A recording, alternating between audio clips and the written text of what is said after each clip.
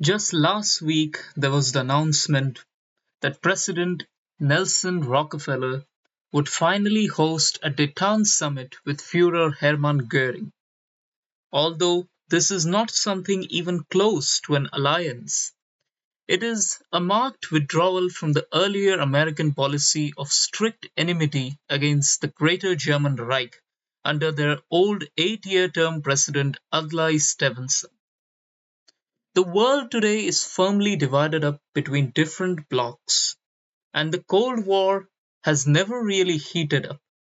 The nuclear weapons remain in their silos, and instead, the order of the world today is decided by a myriad of localized conflicts. So let us take a quick look at some of these conflicts and the world in general. The first power in the world is obviously the Greater German Reich and its Neue Ordnung. After Adolf Hitler's death in 1953, Hermann Göring became his successor. Göring's branch of National Socialism was unique in that Göring has always attempted to de radicalize some aspects of the Nazi racial ideology. He has always advocated for peace and détente with the Americans, while at the same time maintaining a strong cult of personality. Goering's economic system is extremely kleptocratic, even more so than under Hitler. For Goering has assigned various sectors of the economy effectively to his lackeys, under various grandiose names like Staatswerke or the Economic Ministry of this or the Reich Business Ministry of that. With regards to culture, Goering has kind of went away from Adolf Hitler's weird obsession with paganism, not completely, mind you, but kind of. And in its place, he has replaced it with a kind of new Prussianism, where the Greater German Reich is the direct successor state to the old Prussian system, while at the same time maintaining Nazi racial policy with regards to its colonies in Ukraine, Caucasus, Muscovine, and Ostland. The great number of Nazi slavery and genocidal policies against the Jews continues. Not all Nazi territories, however, are direct colonies. For example, some of them have varying degrees of independence, the greatest among them being the Kingdom of Denmark.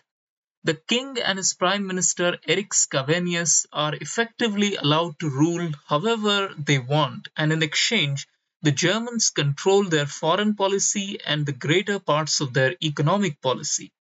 In other places like Reichskommissariat Norwegen, the Germans have a more direct control. After the death of Hitler during the Eastern Crisis, Norway faced an attempted revolution in which Vidkun Quisling's collaborator government was overthrown by the revolutionaries. For a brief moment of time, there was hope that democracy and freedom would return to Norway, but this was quickly snuffed out when Hermann Goering ordered an amphibious assault in 1953, which brutally took Oslo and subjugated the Norwegians under Joseph Treboven, the new Reichskommissar.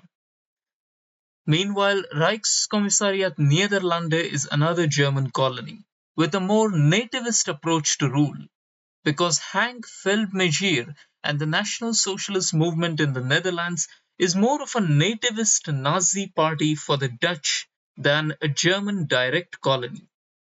Meanwhile, the SS Ordnungsstaat Burgenland is a compromise government with Heinrich Himmler that Hermann Goering had to create, a kind of devil's compromise to allow Himmler and the SS to have whatever racial fantasies they want to inflict on the local population. There are many rumors coming out of SS Ordnungsstaat Bergen. While the Nazis have always supported slavery of some kind, SS Ordnungsstaat Bergen has literal slavery. It has a caste system where the Germans and their collaborators are at the top, the Aryan French in the middle, and the Catholic Belgians at the bottom. This is a very sad situation that has developed. After that, we have other German governorates. For example, in the 1950s, the Titoists had seized control of Croatia, Bosnia, and they are also allied with communists in Serbia. For a brief period of time, Yugoslav unification under a red government seemed possible. But once again, like Norway, these thoughts were snuffed out by a joint Italo German invasion in 1956. As the world watched in horror, the Germans lapped up the remnants of the communists and established new governorates in Bosnia under Carl Gustav Sauer-Zweig, and in Serbia, which is the military administration of Serbia under Hartwig von Ludwiger. In Croatia, instead, the Germans created a new collaborator state. Knowing that the old Ustase had been incompetent and unable to secure their own power, the Germans have given power to a party which was even more fringe than the Ustase, the National Socialist Croatian Workers' Party, which is being led by Anton Geiser, who is a Croat German. He leads some of the most ultra radical remnants of the Ustase together with an alliance with German businessmen and Croatian landowners. Once again, they wish to inflict the same Nazi racial policies in Ustase as the Nazis have in Germany. Then we have the French state. In the 1950s, again, there was a civil insurrection in France as de Gaulle's men, spurred on by the news of Hitler's death, launched a so called civil war in France. However, these hopes were quickly crushed by Jacques Doriot and his pro German military. The Germans sent a large contingent of tanks which rode into Paris, and the French state was once again secure under German rule.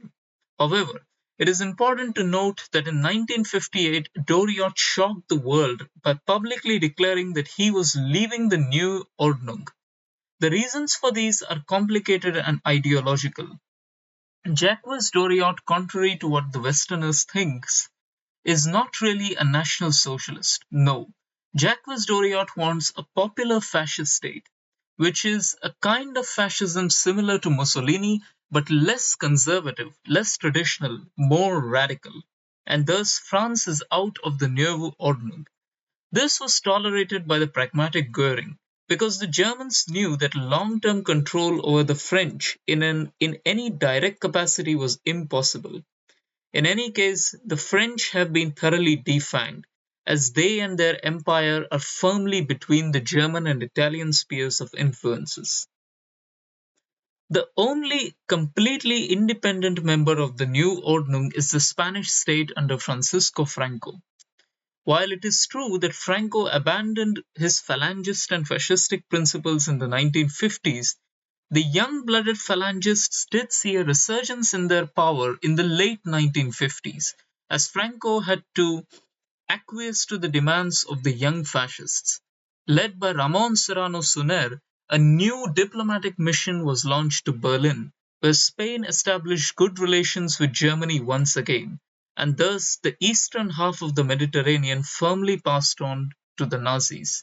The same cannot be said for Antonio de Oliveira Salazar and his Estado Novo, which has remained completely alone, aloof, and isolated from all power blocs in the world.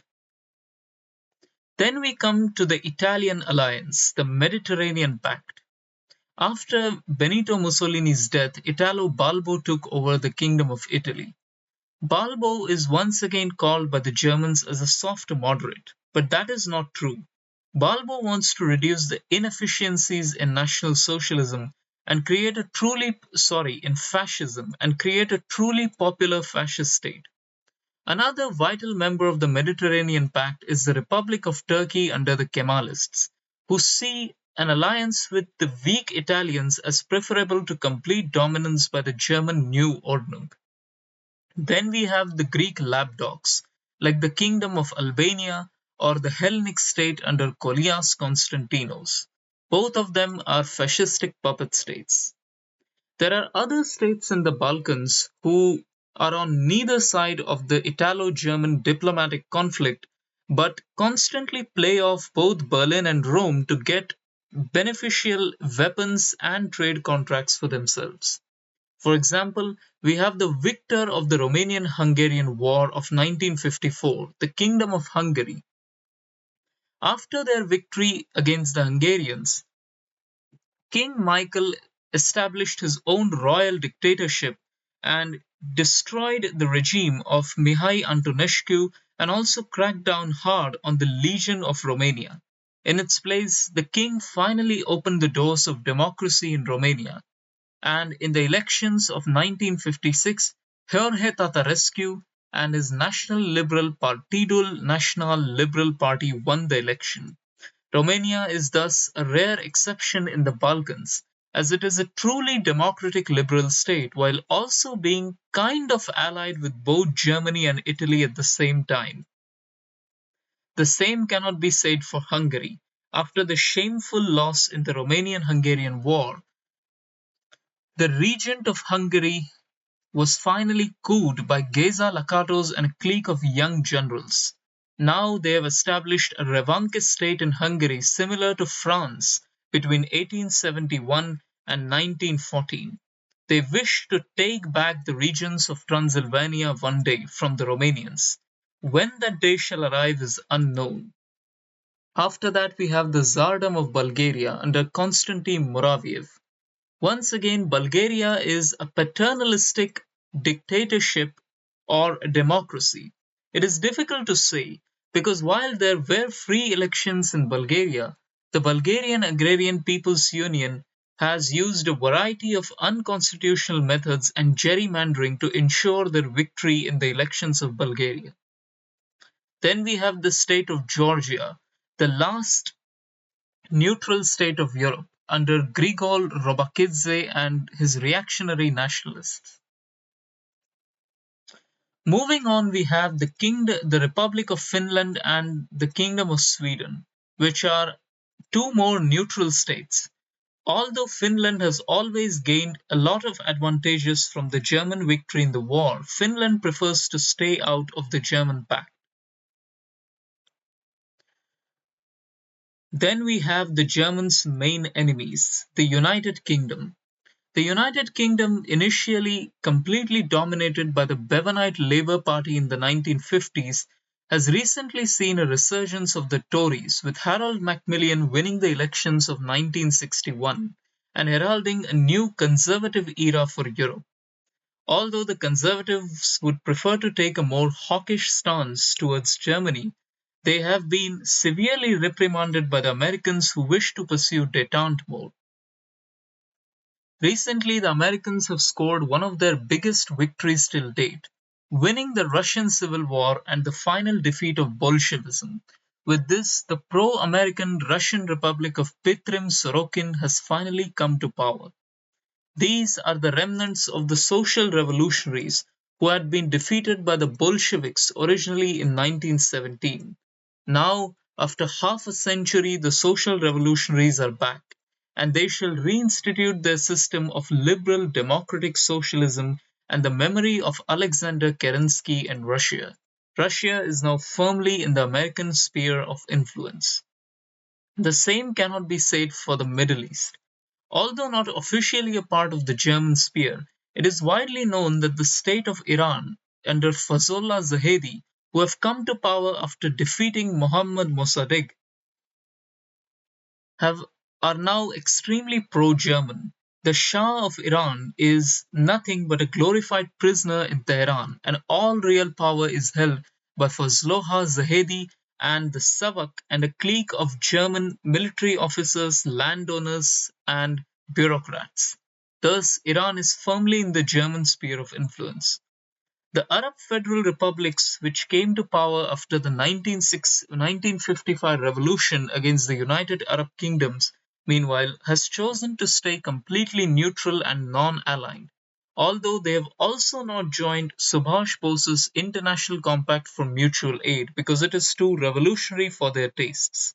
Syria, meanwhile, has been completely castrated after Antun Sadeh's defeat by Turkey and the Iraqis during his war of expansion. Then we have the Kingdom of Egypt and some other minor statelets in the Middle East. Then we come to the other side of the Cold War. Many people say that America is the land of the free and Germany is the land of the unfree. But then, what about those imperialists in the so-called land of the free who oppressed millions of people in Africa and Asia? Subhash Bose represents them. He is the leader of the enslaved. However, Bose's rule, which began with triumph after he encouraged the Afghan revolutionaries under Mir Akbar Khyber to rebel, ended in utter failure in 1961, when the Republic of China not only defeated the pro-Indian backed communist coup d'etat attempt, but they also conquered Tibet. The fall of Tibet was such a catastrophic event for Bose that after this India is no longer seen as a third power bloc in the world, but merely as a minor regional power. Bose has reacted to this diplomatic defeat by allying with Germany, and this serves the end of the Sino Indian Cold War, with the Chinese securing a total victory. But not everywhere. For in Vietnam, the Socialists defeated the weak Chinese-backed Hanoi Republic of Vietnam, and Subhash Bose managed to win a Pyrrhic victory in Vietnam. He is allying with Ho Chi Minh, and together they and the Afghans and the Sri Lankans and the Cambodian monarchy, which actually supported the communists because of their enmity with the Chinese, have together formed the International Compact for Mutual Aid. But Bose could not actually win in other areas of the world. The Kingdom of Nepal, for example, was one of his biggest defeats, as the pro-Chinese Mohan Shamsher Jang Bahadur Rana managed to defeat Koirala's republicans in the Nepali Civil War of the 1950s. In Burma, Bose's men under Thakin Than and the People's Democratic Forces are stuck in a hopeless quagmire of wars, with millions of possible small statelets strewn all across Burma. Meanwhile, in Southeast Asia, we have Australia and New Zealand and the Kingdom of the Netherlands in exile, who are all part of the Toronto Accords.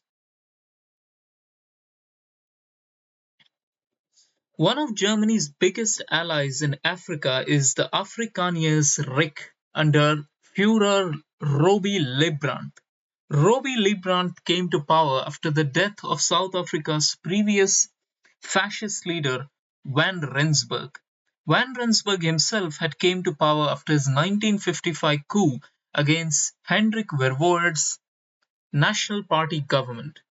While Van Rensburg was a fascist in the lieu of Mussolini and the Boer racist Voortrekkers, Roby Liebrandt, his successor, is much more explicitly National Socialist.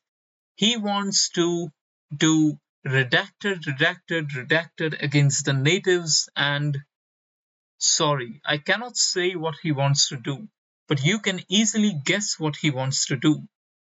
Part of his pet projects also includes using poison gas and creating the first nuclear bomb for the South African Reich. And in a bid to create his own nuclear bomb, Roby Liebrandt took the incredibly controversial decision of quote unquote returning Deutsche Südwestafrika to the Germans, who established a new Deutsche Südafrika under Walter Ehrlich. In return for that, Roby Liebrandt hopes to get the nuclear bomb from the Germans. In a twist of irony, the Germans were forced to accept the same Einsteinian Jewish science for developing their first nuclear bomb, which they had earlier repudiated. This is how life is, unfortunately. In Madagascar, the South Africans encouraged Rudolf Heimistra and his KVH, the Comité von Herwesting, to rebel. Initially serving as mercenary soldiers for Madagascar's old dictator, these men rebelled, and now Madagascar is nothing but a South African puppet state or a German colony. Thus, the Germans have now increased their influence to the Indian Ocean. All over Africa, there have been various African socialist regimes which have come forward from the decolonization of Africa. One of them, however, is most important in the cause of the Cold War: Ruben Umnioye's Subhashist dictatorship. He follows Subhashism to the T. He wants Subhash Chandra Bose's ultra-secular, ultra-revolutionary sort of nationalism, with ideas borrowed from the old Bolshevism of the USSR, from American liberalism, from Indian Hinduism and also from the Greater German Reich's National Socialism. It is very difficult to precisely say what Subhashism is apart from the personal whims of Subhash Chandra Bose. But here you can see what Subhashism could mean. It takes heavy inspiration from Marxism and promotes rapid paced nationalization and anti colonial secular rhetoric. It also supports modernism, militarism, violent rebellion against oppressive authority, and mass participation of the people in the state. Meanwhile, the Americans continue to increase their influence over the states of Latin America, having supported coups in Guatemala, Honduras, and Panama. But not all regimes support the Americans completely. The Dominican Republic is another bastion of German support in the Caribbean. Although not explicitly part of the New Ordung, Rafael Trujillo has adopted most of the trappings of Catholic fascism or clerical fascism. In response, the Americans support Haiti and its dictator Paul Mogloir. Then we have the Republic of Cuba under Carlos Prios Socaras. Cuba is almost openly clerical fascist, with its dictator Carlos Prios Socaras having set up a new kind of Spanish missions in Cuba to quote unquote bring civilization to the natives of the interior. It is rumored that Carlos Prios Socaras also encourages the American mob families and the Mafia Commission to set up new casinos in Havana and in other Cuban cities.